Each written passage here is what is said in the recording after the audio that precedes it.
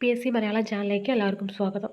ഇന്ന് നമ്മൾ ചർച്ച ചെയ്യുന്നത് മാർച്ച് 14 പുറത്തിറങ്ങിയ തൊഴിൽ വാർത്തയിലെ പുതിയ SCERT ചാപ്റ്ററുകളെ ബേസ് ചെയ്തിട്ടുള്ള പോയിന്റുകളാണ് കേട്ടോ. അപ്പോൾ നമുക്ക് പോയിന്റിലേക്ക് കിടക്കാം. ഫസ്റ്റ് പോയിന്റ്, ഒരു പുതിയ നക്ഷത്രം പൗരസ്ത്യ ദേശത്തിലെ സ്വാതന്ത്ര്യത്തിൻ്റെ നക്ഷത്രം ഉദിക്കുകയാണ്. ഒരു പുതിയ ആശ ഉടലെടുക്കുകയാണ്. ചിരകാല പ്രാർത്ഥിതമായ ഒരു സ്വപ്നം നിറവേറുകയാണ്. ആ നക്ഷത്രം അസ്തമിക്കാതിരിക്കട്ടെ. ആ ആശ വഞ്ചിക്കപ്പെടാതിരിക്കട്ടെ. സ്വാതന്ത്ര്യാനന്തരം ഇപ്രകാരം സന്ദേശം നൽകിയ ദേശീയ നേതാവാര്? പ്രധാനമന്ത്രി ജവഹർലാൽ നെഹ്റു. ഒരു പുതിയ നക്ഷത്രം പൗരസ്ത്യ ദേശത്തിലെ സ്വാതന്ത്ര്യത്തിൻ്റെ നക്ഷത്രം ഉദിക്കുകയാണ്. ഒരു പുതിയ ആശ ഉടലെടുക്കുകയാണ്. ചിരകാല പ്രാർത്ഥിതമായ ഒരു സ്വപ്നം നിറവേറുകയാണ്. ആ നക്ഷത്രം അസ്തമിക്കാതിരിക്കട്ടെ. ആ ആശ വഞ്ചിക്കപ്പെടാതിരിക്കട്ടെ. സ്വാതന്ത്ര്യാനന്തരം ഇപ്രകാരം സന്ദേശം നൽകിയ ദേശീയ നേതാവാര്? പ്രധാനമന്ത്രി ജവഹർലാൽ നെഹ്റു. സ്വാതന്ത്ര്യം അർദ്ധരാത്രിയിൽ എന്ന കൃതി ആരൊക്കെ ചേർന്നാണ് എഴുതിയത്? Dominic Lapierre, Larry Collins. സ്വാതന്ത്ര്യം അർദ്ധരാത്രിയിൽ എന്ന കൃതി ആരൊക്കെ ചേർന്നാണ് എഴുതിയത്? Dominic Lapierre, Larry Collins. ഇന്ത്യയുടെ സ്വാതന്ത്ര്യപ്രാപ്തിയെ ചരിത്രത്തിലെ ഏറ്റവും വലിയ ബന്ധം വിടർത്തൽ എന്ന് വിശേഷിപ്പിച്ച പ്രമുഖ ദിനപത്രമേത്? Manchester guardian. ഇന്ത്യയുടെ സ്വാതന്ത്ര്യപ്രാപ്തിയെ ചരിത്രത്തിലെ ഏറ്റവും വലിയ ബന്ധം വിടർത്തൽ എന്ന് വിശേഷിപ്പിച്ച പ്രമുഖ ദിനപത്രമേത്? Manchester Guardian. ഇന്ത്യ വിഭജനത്തിൻ്റെ വിശദമായ ഭൂപടം തയ്യാറാക്കാനായി ചുമതലപ്പെടുത്തിയിരുന്ന ലണ്ടനിലെ പ്രസിദ്ധ അഭിഭാഷകനാര്? Cyril Radcliffe.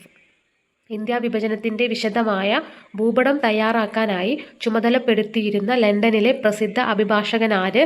Cyril Radcliffe. India വിഭജനത്തിൻ്റെ ഭാഗമായി വിഭജിക്കപ്പെട്ട പ്രധാന പ്രവിശ്യകളേവ? ബംഗാളും പഞ്ചാബും. ഇന്ത്യ വിഭജനത്തിൻ്റെ ഭാഗമായി വിഭജിക്കപ്പെട്ട പ്രധാന പ്രവിശ്യകളേവ? ബംഗാളും പഞ്ചാബും. ബംഗാളിൻ്റെ ഏത് പ്രദേശമാണ് ഇന്ത്യയിൽ നിലനിന്നത്? പശ്ചിമ ബംഗാൾ. ബംഗാളിൻ്റെ ഏത് പ്രദേശമാണ് ഇന്ത്യയിൽ നിലനിന്നത്? പശ്ചിമ ബംഗാൾ. പാകിസ്ഥാൻ്റെ ഭാഗമായി മാറിയ പൂർവ്വ ബംഗാൾ ഏത് പേരിൽ അറിയപ്പെട്ടു? കിഴക്കൻ പാകിസ്ഥാൻ. പാകിസ്ഥാൻ്റെ ഭാഗമായി മാറിയ പൂർവ്വ ബംഗാൾ ഏത് പേരിൽ അറിയപ്പെട്ടു? കിഴക്കൻ പാകിസ്ഥാൻ. ഇന്ത്യയുടെ ഭാഗമായി മാറിയ പഞ്ചാബിലെ പ്രദേശമേത്? പൂർവ്വ പഞ്ചാബ്. ഇന്ത്യയുടെ ഭാഗമായി മാറിയ പഞ്ചാബിലെ പ്രദേശമേത്? പൂർവ്വ പഞ്ചാബ്. പാകിസ്ഥാൻ്റെ ഭാഗമായി മാറിയ പഞ്ചാബ് പ്രദേശമേത്? പശ്ചിമ പഞ്ചാബ്. പാകിസ്ഥാൻ്റെ ഭാഗമായി മാറിയ പഞ്ചാബ് പ്രദേശമേത്? പശ്ചിമ പഞ്ചാബ്. ഇന്ത്യ വിഭജനം സൃഷ്ടിച്ച പ്രധാന പ്രശ്നങ്ങൾ എന്തെല്ലാമായിരുന്നു? ലക്ഷക്കണക്കിന് അഭയാർത്ഥികൾ ഇന്ത്യയിൽ നിന്ന് പാകിസ്ഥാനിലേക്കും പാകിസ്ഥാനിൽ നിന്ന് ഇന്ത്യയിലേക്കും പ്രവഹിച്ചു. വ്യാപകമായ അക്രമങ്ങൾ ഉണ്ടാവുകയും 10,000 കൊല്ലപ്പെടുകയും ചെയ്തു. കൊൽക്കത്ത, ഡൽഹി, ലാഹോർ തുടങ്ങിയ സ്ഥലങ്ങളിൽ വർഗീയ ലഹളകൾ പൊട്ടിപ്പുറപ്പെട്ടു. ഒട്ടേറെ സ്ത്രീകൾക്ക് മാനഹാനി സംഭവിച്ചു. നിരവധി സ്ത്രീകളും കുട്ടികളും തട്ടിക്കൊണ്ടുപോകലിന് ഇരകളായി. ഇന്ത്യ വിഭജനം സൃഷ്ടിച്ച പ്രധാന പ്രശ്നങ്ങൾ എന്തെല്ലാമായിരുന്നു? ലക്ഷക്കണക്കിന് അഭയാർത്ഥികൾ ഇന്ത്യയിൽ നിന്ന് പാകിസ്ഥാനിലേക്കും പാകിസ്ഥാനിൽ നിന്ന് ഇന്ത്യയിലേക്കും പ്രവഹിച്ചു. വ്യാപകമായ അക്രമങ്ങൾ ഉണ്ടാവുകയും 10,000 കൊല്ലപ്പെടുകയും ചെയ്തു. കൊൽക്കത്ത, ഡൽഹി, ലാഹോർ തുടങ്ങിയ സ്ഥലങ്ങളിൽ വർഗീയ ലഹളകൾ പൊട്ടിപ്പുറപ്പെട്ടു. ഒട്ടേറെ സ്ത്രീകൾക്ക് മാനഹാനി സംഭവിച്ചു. നിരവധി സ്ത്രീകളും കുട്ടികളും തട്ടിക്കൊണ്ടുപോകലിന് ഇരകളായി. ആസാമിൽ നടത്തിയ ഹിതപരിശോധനയെ തുടർന്ന് കിഴക്കൻ പാകിസ്ഥാൻ്റെ ഭാഗമായി മാറിയ പ്രദേശമേത്? സിൽഹെറ്റ്. ആസാമിൽ നടത്തിയ ഹിതപരിശോധനയെ തുടർന്ന് കിഴക്കൻ പാകിസ്ഥാൻ്റെ ഭാഗമായി മാറിയ പ്രദേശമേത്? സിൽഹെറ്റ്. ഏത് പ്രവിശ്യയുടെ വിഭജനത്തെ തുടർന്നാണ് അഭയാർത്ഥികളുടെ കൂട്ടപ്പലായനം ഇന്ത്യയിലേക്കും പാകിസ്ഥാനിലേക്കും ഉണ്ടായത്? പഞ്ചാബ്. ഏത് പ്രവിശ്യയുടെ വിഭജനത്തെ തുടർന്നാണ് അഭയാർത്ഥികളുടെ കൂട്ടപ്പലായനം ഇന്ത്യയിലേക്കും പാകിസ്ഥാനിലേക്കും ഉണ്ടായത്? പഞ്ചാബ്.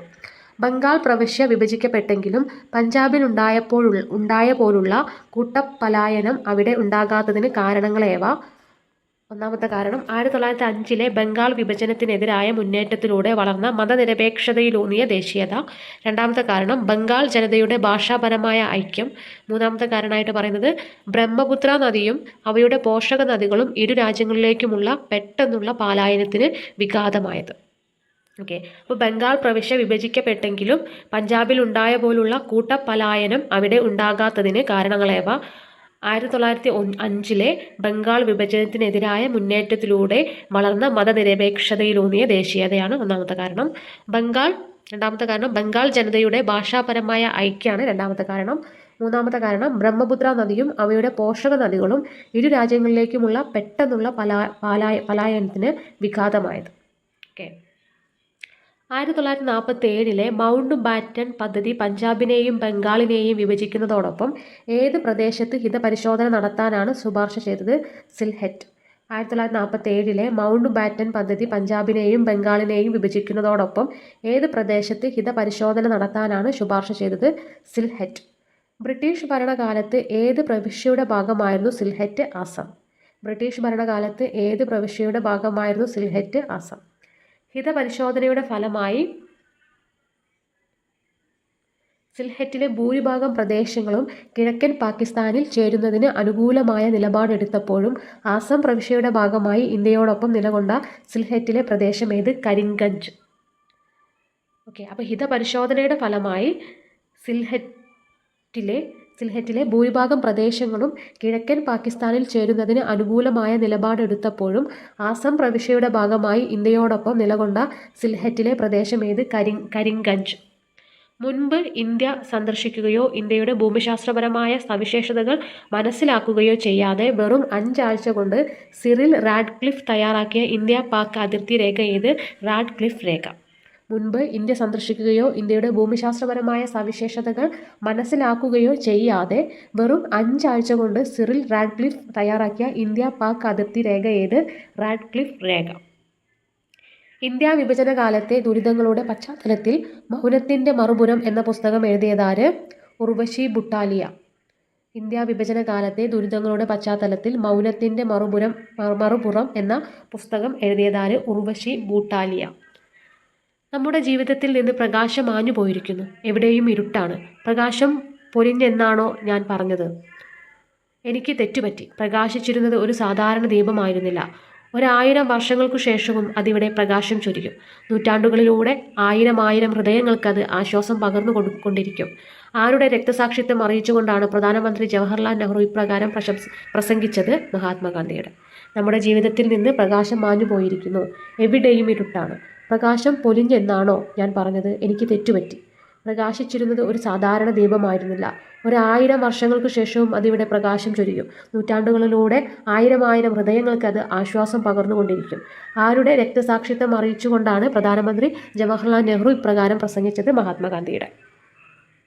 വർഗീയവാദിയായ നാഥൂറാം വിനായക് ഗോഡ്സെ ഗാന്ധിജിയെ വെടിവെച്ച് കൊലപ്പെടുത്തിയതെന്ന്? 1948 ജനുവരി 30. വർഗീയവാദിയായ നാഥൂറാം വിനായക് ഗോഡ്സെ ഗാന്ധിജിയെ വെടിവെച്ച് കൊലപ്പെടുത്തിയതെന്ന്? 1948 ജനുവരി 30. എവിടെ വെച്ചാണ് ഗാന്ധിജി വെടിയേറ്റ് മരിച്ചത്? ന്യൂഡൽഹിയിലെ ബിർള ഹൗസ് അങ്കണം. എവിടെ വെച്ചാണ് ഗാന്ധിജി വെടിയേറ്റ് മരിച്ചത്? ന്യൂഡൽഹിയിലെ ബിർള ഹൗസ് അങ്കണം. ആധുനിക ഇന്ത്യയുടെ നിർമ്മാണത്തിന് അടിത്തറ പാകിയതെന്ത്? ഭരണഘടനാ രൂപവൽക്കരണം. ആധുനിക ഇന്ത്യയുടെ നിർമ്മാണത്തിന് അടിത്തറ പാകിയതെന്ത്? ഭരണഘടനാ രൂപവൽക്കരണം. ഭരണഘടനാ നിർമ്മാണ സഭയുടെ പ്രവർത്തനം ഔപചാരികമായി ആരംഭിച്ചതെന്ന്? 1946 ഡിസംബർ 13. ഭരണഘടനാ നിർമ്മാണ സഭയുടെ പ്രവർത്തനം ഔപചാരികമായി ആരംഭിച്ചതെന്ന്? 1946 ഡിസംബർ 13. ഭരണഘടനാ നിർമ്മാണ സഭയിൽ ലക്ഷ്യപ്രമേയം അവതരിപ്പിച്ചത് ആര്? ജവഹർലാൽ നെഹ്റു. ഭരണഘടനാ നിർമ്മാണ സഭയിൽ ലക്ഷ്യപ്രമേയം അവതരിപ്പിച്ചത് ആര്? ജവഹർലാൽ നെഹ്റു. ലക്ഷ്യപ്രമേയത്തെ ഭരണഘടനാ നിർമ്മാണ സഭ അംഗീകരിച്ചതെന്ന്? 1947 ജനുവരി 22. ലക്ഷ്യപ്രമേയത്തെ ഭരണഘടനാ നിർമ്മാണ സഭ അംഗീകരിച്ചതെന്ന്? 1947 ജനുവരി 22. ഭരണഘടനാ നിർമ്മാണ സഭ പുതിയ ഭരണഘടനയ്ക്ക് അംഗീകാരം നൽകിയതെന്ന്? 1949 നവംബർ 26. ഭരണഘടനാ നിർമ്മാണ സഭ പുതിയ ഭരണഘടനയ്ക്ക് അംഗീകാരം നൽകിയതെന്ന്? 1949 നവംബർ 26. ഇന്ത്യൻ ഭരണഘടന നിലവിൽ വരികയും ഇന്ത്യ ഒരു പരമാധികാര ജനാധിപത്യ റിപ്പബ്ലിക്കായി മാറുകയും ചെയ്തതെന്ന്? 1950 ജനുവരി 26. എന്താണ് ക്വസ്റ്റ്യൻ എന്ന് പറഞ്ഞത്? ഇന്ത്യൻ ഭരണഘടന നിലവിൽ വരികയും ഇന്ത്യ ഒരു പരമാധികാര ജനാധിപത്യ റിപ്പബ്ലിക്കായി മാറുകയും ചെയ്തതെന്ന്? 1950 ജനുവരി 26. സ്വതന്ത്ര ഇന്ത്യയിലെ ആദ്യത്തെ പൊതു തിരഞ്ഞെടുപ്പ് നടന്നതെന്ന്? 1951 to 1952 കേട്ടോ. സ്വതന്ത്ര ഇന്ത്യയിലെ ആദ്യത്തെ പൊതു തിരഞ്ഞെടുപ്പ് നടന്നതെന്ന്? 1951 to 1952. പൊതു തിരഞ്ഞെടുപ്പിൻ്റെ അടിസ്ഥാനത്തിൽ ഇന്ത്യയിൽ നിലവിൽ വന്ന രാഷ്ട്രീയ സംവിധാനം ഏത്? പാർലമെൻ്ററി ജനാധിപത്യ സംവിധാനം. പൊതു തിരഞ്ഞെടുപ്പിൻ്റെ അടിസ്ഥാനത്തിൽ ഇന്ത്യയിൽ നിലവിൽ വന്ന രാഷ്ട്രീയ സംവിധാനം ഏത്? പാർലമെൻ്ററി ജനാധിപത്യ സംവിധാനം. 1947 ഓഗസ്റ്റ് 15 ഇന്ത്യയിൽ ബ്രിട്ടീഷ് ഭരണം അവസാനിച്ചപ്പോൾ ഇന്നത്തെ ബംഗ്ലാദേശ് ഉൾപ്പെടുന്ന ഭാഗം എങ്ങനെ അറിയപ്പെട്ടു? കിഴക്കൻ പാകിസ്ഥാൻ. 1947 ഓഗസ്റ്റ് 15 ഇന്ത്യയിൽ ബ്രിട്ടീഷ് ഭരണം അവസാനിപ്പിച്ചപ്പോൾ ഇന്നത്തെ ബംഗ്ലാദേശ് ഉൾപ്പെടുന്ന ഭാഗം എങ്ങനെ അറിയപ്പെട്ടു? കിഴക്കൻ പാകിസ്ഥാൻ. പടിഞ്ഞാറൻ പാകിസ്ഥാനിൽ നിന്ന് വിവേചനം നേരിട്ട കിഴക്കൻ പാകിസ്ഥാൻ സ്വാതന്ത്ര്യം നേടി ബംഗ്ലാദേശ് എന്ന രാജ്യമായി മാറിയ വർഷമേത്? 1971. പടിഞ്ഞാറൻ പാകിസ്ഥാനിൽ നിന്ന് വിവേചനം നേരിട്ട കിഴക്കൻ പാകിസ്ഥാൻ സ്വാതന്ത്ര്യം നേടി ബംഗ്ലാദേശ് എന്ന രാജ്യമായി മാറിയ വർഷമേത്? 1971. വിഭജനാനന്തരം പാകിസ്ഥാനിൽ നിന്നുള്ള ഏകദേശം എത്രത്തോളം ജനങ്ങൾ ഇന്ത്യയിൽ അഭയാർത്ഥികളായി മാറി? 60 ലക്ഷത്തിലധികം പേർ. വിഭജനാനന്തരം പാകിസ്ഥാനിൽ നിന്നുള്ള ഏകദേശം എത്രത്തോളം ജനങ്ങൾ ഇന്ത്യയിൽ അഭയാർത്ഥികളായി മാറി? 60 ലക്ഷത്തിലധികം പേർ. പടിഞ്ഞാറൻ പാകിസ്ഥാനിൽ നിന്നുള്ള അഭയാർത്ഥി പ്രശ്നം പൂർണ്ണമായും പരിഹരിക്കാൻ സാധിച്ചത് ഏത് വർഷത്തോടെയാണ്? 1951. പടിഞ്ഞാറൻ പാകിസ്ഥാനിൽ നിന്നുള്ള അഭയാർത്ഥി പ്രശ്നം പൂർണ്ണമായും പരിഹരിക്കാൻ സാധിച്ചത് ഏത് വർഷത്തോടെയാണ്? 1951. വിഭജനകാലത്ത് കിഴക്കൻ പാകിസ്ഥാനിൽ നിന്നുള്ള അഭയാർത്ഥി പ്രവാഹം താരതമ്യേന കുറവായിരുന്നുവെങ്കിലും പിൽക്കാലത്ത് ഈ ഭാഗത്തുനിന്ന് അഭയാർത്ഥി പ്രവാഹം ഇന്ത്യയിലേക്കുണ്ടാവാൻ കാരണമെന്തായിരുന്നു? കിഴക്കൻ പടിഞ്ഞാറൻ പാകിസ്ഥാനുകൾ തമ്മിലുള്ള സംഘർഷം. വിഭജനകാലത്ത് കിഴക്കൻ പാകിസ്ഥാനിൽ നിന്നുള്ള അഭയാർത്ഥി പ്രവാഹം താരതമ്യേന കുറവായിരുന്നുവെങ്കിലും പിൽക്കാലത്ത് ഈ ഭാഗത്തുനിന്ന് അഭയാർത്ഥി പ്രവാഹം ഇന്ത്യയിലേക്കുണ്ടാവാൻ കാരണമെന്തായിരുന്നു? കിഴക്കൻ പടിഞ്ഞാറൻ പാകിസ്ഥാനുകൾ തമ്മിലുള്ള സംഘർഷം. 1947 ഇന്ത്യൻ സ്വാതന്ത്ര്യ നിയമപ്രകാരം ഇന്ത്യയിലെ എത്ര നാട്ടുരാജ്യങ്ങൾക്ക് സ്വതന്ത്ര ഇന്ത്യയിലോ പാകിസ്ഥാനിലോ ചേരാനോ സ്വതന്ത്ര രാജ്യങ്ങളായി നിലനിൽക്കാനോ അധികാരമുണ്ടായിരുന്നു? 565 നാട്ടുരാജ്യങ്ങൾ. 1947 ഇന്ത്യൻ സ്വാതന്ത്ര്യ നിയമപ്രകാരം ഇന്ത്യയിലെ എത്ര നാട്ടുരാജ്യങ്ങൾക്ക് സ്വതന്ത്ര ഇന്ത്യയിലോ പാകിസ്ഥാനിലോ ചേരാനോ സ്വതന്ത്ര രാജ്യങ്ങളായി നിലനിൽക്കാനോ അധികാരമുണ്ടായിരുന്നു? 565 നാട്ടുരാജ്യങ്ങൾ കേട്ടോ. 565 നാട്ടുരാജ്യങ്ങൾക്ക്. സ്വാതന്ത്ര്യാനന്തരം ഇന്ത്യയുടെ ആഭ്യന്തരമന്ത്രി ആരായിരുന്നു? സർദാർ വല്ലഭായ് പട്ടേൽ. സ്വാതന്ത്ര്യാനന്തരം ഇന്ത്യയുടെ ആഭ്യന്തരമന്ത്രി ആരായിരുന്നു? സർദാർ വല്ലഭായ് പട്ടേൽ. സ്വതന്ത്ര ഇന്ത്യയിലെ സ്റ്റേറ്റ് ഡിപ്പാർട്ട്മെൻറ്റിൻ്റെ സെക്രട്ടറിയായി പ്രവർത്തിച്ചതാര്? VP മേനോൻ. സ്വതന്ത്ര ഇന്ത്യയിൽ സ്റ്റേറ്റ് ഡിപ്പാർട്ട്മെൻറ്റിൻ്റെ സെക്രട്ടറിയായി പ്രവർത്തിച്ചതാര്? VP മേനോൻ. നാട്ടുരാജ്യങ്ങളെ ഇന്ത്യൻ യൂണിയനിൽ ലയിപ്പിക്കാനുള്ള ശ്രമകരമായ ദൗത്യം നയിച്ചത് ആരൊക്കെയായിരുന്നു? സർദാർ വല്ലഭായ് പട്ടേൽ, VP മേനോൻ. നാട്ടുരാജ്യങ്ങളെ ഇന്ത്യൻ യൂണിയനിൽ ലയിപ്പിക്കാനുള്ള ശ്രമകരമായ ദൗത്യം നയിച്ചത് ആരൊക്കെയായിരുന്നു? സർദാർ വല്ലഭായ് പട്ടേൽ, VP മേനോൻ. നാട്ടുരാജ്യങ്ങളെ ഇന്ത്യൻ യൂണിയനിൽ ചേർക്കാനായി രൂപം നൽകിയ സംവിധാനമേത്? ലയനക്കരാർ കേട്ടോ. നാട്ടുരാജ്യങ്ങളെ ഇന്ത്യൻ യൂണിയനിൽ ചേർക്കാനായി രൂപം നൽകിയ സംവിധാനമേത്? ലയനക്കരാർ. സ്വാതന്ത്ര്യാനന്തരം ഇന്ത്യൻ യൂണിയനിൽ ചേരാൻ വിസമ്മതിച്ച നാട്ടുരാജ്യങ്ങളേവ? ജുനഗഡ്, കാശ്മീർ, തിരുവിതാംകൂർ, ഹൈദരാബാദ്. സ്വാതന്ത്ര്യാനന്തരം ഇന്ത്യൻ യൂണിയനിൽ ചേരാൻ വിസമ്മതിച്ച നാട്ടുരാജ്യങ്ങളേവ? ജുനഗഡ്, കാശ്മീർ, തിരുവിതാംകൂർ, ഹൈദരാബാദ്. തുടക്കത്തിൽ ഇന്ത്യൻ യൂണിയനിൽ ചേരാൻ വിസമ്മതിച്ച നാട്ടുരാജ്യങ്ങളെ ഇന്ത്യൻ യൂണിയനിൽ ലയിപ്പിച്ചത് എന്തൊക്കെ നടപടികളിലൂടെയാണ്? അനുരഞ്ജന ചർച്ചകളിലൂടെയും സൈനിക നടപടികളിലൂടെയും. തുടക്കത്തിൽ ഇന്ത്യൻ യൂണിയനിൽ ചേരാൻ വിസമ്മതിച്ച നാട്ടുരാജ്യങ്ങളെ ഇന്ത്യൻ യൂണിയനിൽ ലയിപ്പിച്ചത് എന്തൊക്കെ നടപടികളിലൂടെയാണ്? അനുരഞ്ജന ചർച്ചകളിലൂടെയും സൈനിക നടപടികളിലൂടെയും. ഇനി പ്രിവി പേഴ്സ്.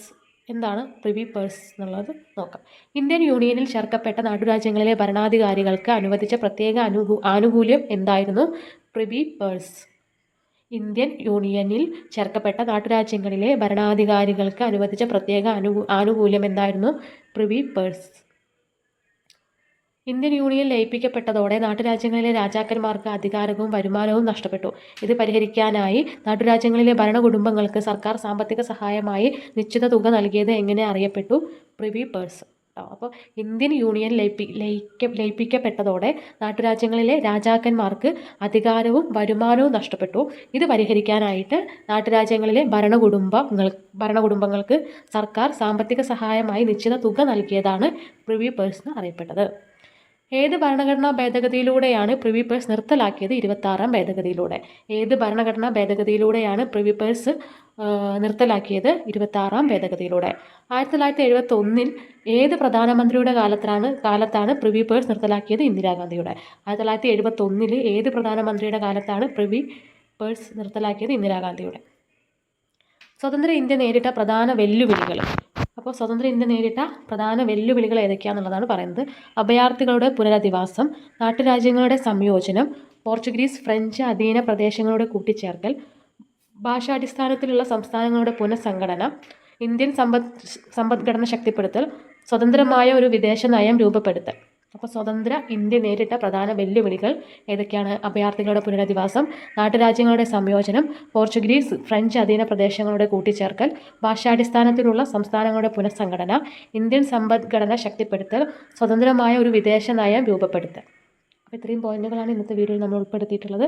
അപ്പോൾ നിങ്ങൾക്ക് വീഡിയോ ഇഷ്ടപ്പെട്ടാൽ ലൈക്ക് ചെയ്യുക, ഷെയർ ചെയ്യുക, സബ്സ്ക്രൈബ് ചെയ്യുക. മാത്രമല്ല നിങ്ങളുടെ അഭിപ്രായങ്ങളും നിർദ്ദേശങ്ങളും കമൻറ്റിലൂടെ അറിയിക്കുക.